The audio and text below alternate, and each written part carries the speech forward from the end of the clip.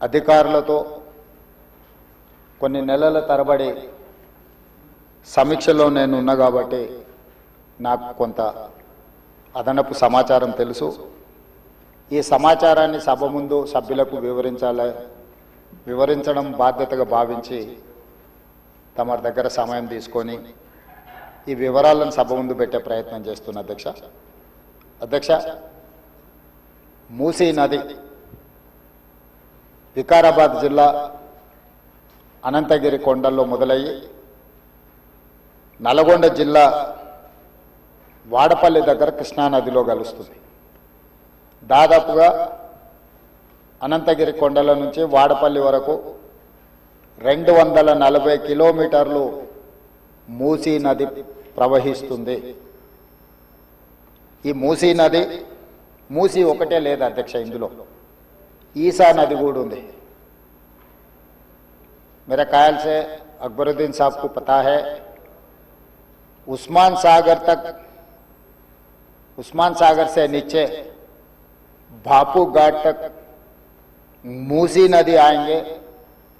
हिमायत सागर के ऊपर ईसा नदी है, वो नदी आके बापू घाट में, ये दो नदियों का संगम, इसीलिए बापू घाट वहां बनाए. కన్యాకుమారి దగ్గర 2 సముద్రాలు 2 నదుల యొక్క సంగమం దగ్గర మహాత్మా గాంధీ గారి అస్థికలు ఏ విధంగా పెట్టినరో ఈరోజు వికారాబాదులో మొదలయ్యే మూసా, రంగారెడ్డి జిల్లాలో ఇతర ప్రాంతాల నుంచి మొదలయ్యే ఈసా నదికి సంబంధించి హిమాయత్ సాగర్ ప్రాజెక్ట్ ఉంది. మూసీ నదికి సంబంధించి ఉస్మాన్ సాగర్ ప్రాజెక్ట్ ఉంది, అంటే గండిపేట ప్రాజెక్ట్. ఈ 2 నదులు వచ్చి లంగర్ హౌస్ దగ్గర ఏదైతే బాపు ఘాట్ ఉందో అక్కడ ఈ 2 నదులు కలుస్తాయి.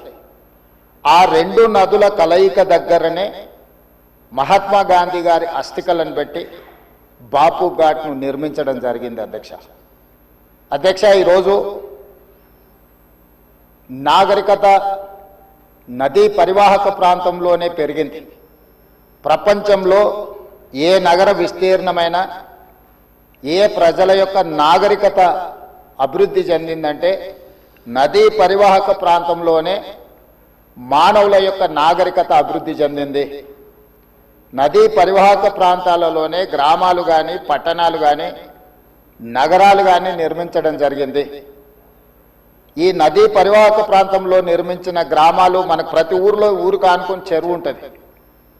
ఊరి యొక్క తాగునీరు సాగునీరు అవసరాలు తీర్చడానికి పట్టణాలలో కూడా మీరు పెద్ద పెద్ద లేకులు చూసారు. ఈరోజు హైదరాబాద్ నగరంలో కూడా కాకతీయుల నుంచి మొదలు పెడితే కులీ కుతుబ్ షాయిలు నిజాం వరకు ఈ ప్రాజెక్టులను నిర్మించడం ద్వారా ప్రజల యొక్క సాగునీరు తాగునీరు అవసరాలను తీర్చడమే కాకుండా పరిశ్రమలను ఏర్పాటు చేయడానికి కూడా ప్రణాళికబద్ధంగా ఆనాటి కాకతీయ సామ్రాజ్యం నుంచి మొదలు పెడితే చివరి నవాబ్ నిజాం నవాబు వరకు కూడా ఈ నదుల యొక్క పరివాహక ప్రాంతంలోనే ప్రాజెక్టులను కట్టడం జరిగింది. ఈరోజు మంజిరా నది ఉండొచ్చు, నిజాం సాగర్ ఉండొచ్చు, లేకపోతే ట్యాంక్ బండ్ ఉండొచ్చు, ఉస్మాన్ సాగర్ ఉండొచ్చు, హిమాయత్ సాగర్ ఉండొచ్చు. వరదలను నియంత్రించాలి.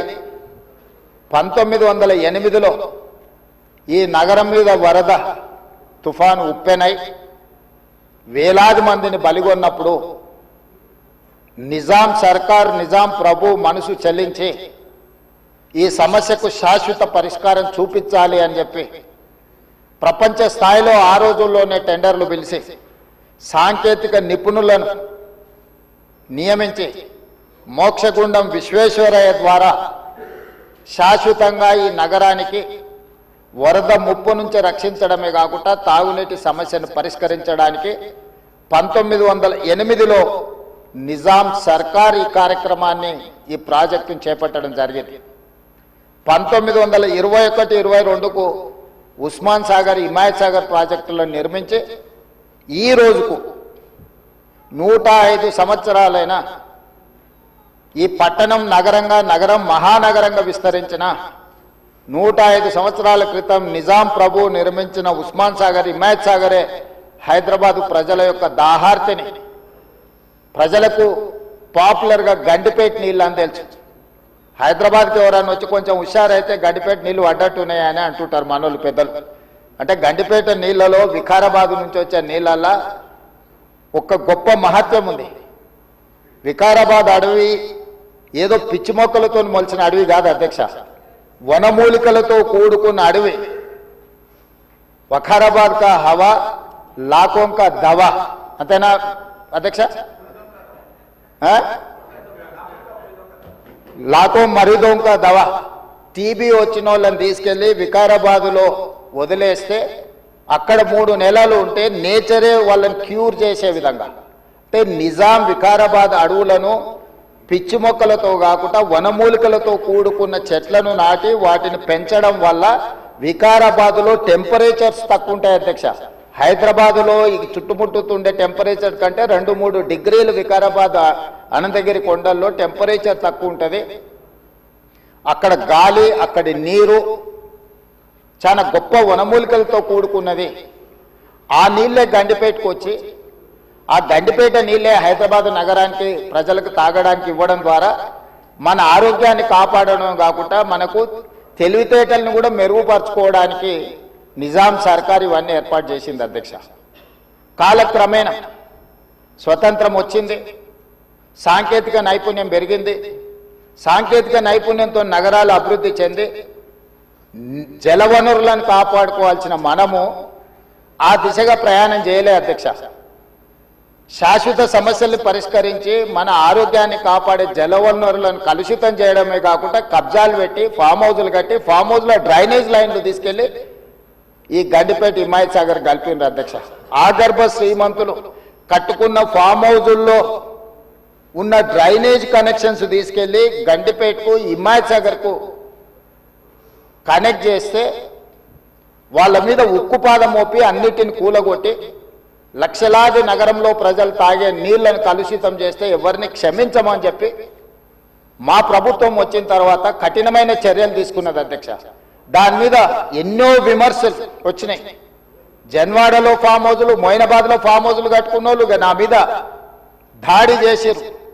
లక్షల కోట్ల రూపాయలు సోషల్ మీడియాలో ఖర్చులు పెట్టి బద్నాం చేసే ప్రయత్నం చేసిరు.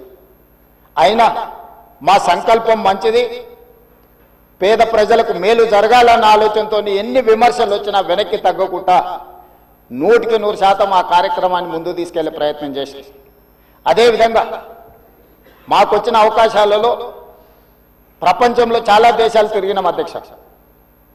చాలా దేశాలను చూసినాం.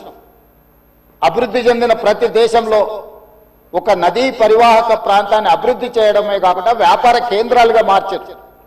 ఈరోజు న్యూయార్క్, న్యూజెర్సీ మధ్యలో హడ్సన్ రివర్, లేకపోతే లండన్లో థేమ్ రివర్. నేనే మంత్రులనే కాకుండా మిత్రులు అక్బరుద్దీన్ ఓవైసీ గారితో కూడా కలిసి మేము లండన్లో ఆ ప్రాజెక్టును పరిశీలించడం జరిగింది. జపాన్లో చూడడం జరిగింది, సౌత్ కొరియాలో చూడడం జరిగింది, సింగపూర్ లాంటి నూతనంగా అభివృద్ధి చెందిన దేశాలను మనం పర్యటించడం జరిగింది.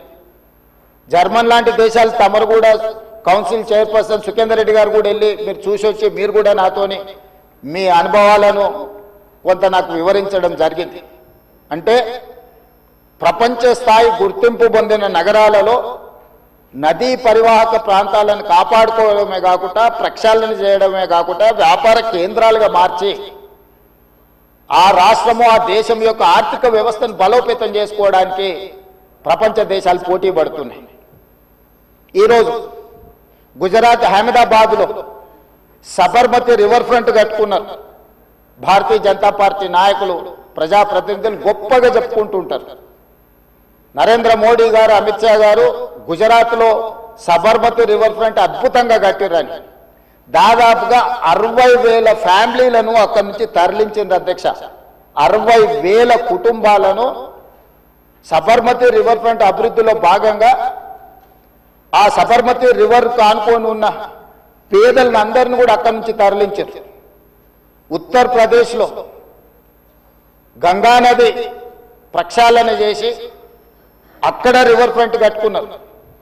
ఈ మధ్యకాలంలో ఢిల్లీ ఎన్నికల్లో బీజేపీ యమునా నదిని ప్రక్షాళన చేసి ప్రపంచ స్థాయి నదీ పరివాహక ప్రాంతాన్ని అభివృద్ధి చేస్తామని ఎన్నికల్లో భారతీయ జనతా పార్టీ నరేంద్ర మోడీ గారు చెప్పి ఢిల్లీ ఎన్నికల్లో గెలవడం జరిగింది. ఆ విషయాలను అన్నిటినీ భారతీయ జనతా పార్టీ అద్భుతంగా గొప్ప అభివృద్ధి నమూనాగా మాట్లాడుకొని ఎన్నికల్లో ఎజెండాగా మార్చి చెప్పుకున్నారు. అధ్యక్ష, మేము తప్పు పట్టడం లేదు. అభివృద్ధి జరిగినప్పుడు కొంతమందికి ఇబ్బంది జరుగుద్ది. ఆ ఇబ్బంది జరిగిన వాళ్లకు ప్రభుత్వాలు న్యాయం చేయాలి, నష్టపరిహారం ఇవ్వాలి, ప్రత్యామ్నాయం ఏర్పాట్లు చేయాలన్నది మా ఆలోచన. మేము యమునా నదిని వ్యతిరేకించలే, గంగా నదిని వ్యతిరేకించలే, సబర్మతి నది రివర్ ఫ్రంట్ మేము వ్యతిరేకించలే. అధ్యక్ష, కాంగ్రెస్ పార్టీ ఆయా రాష్ట్రాలల్లో అక్కడ నివాసం కోల్పోతున్న వాళ్లకు మెరుగైన వసతులు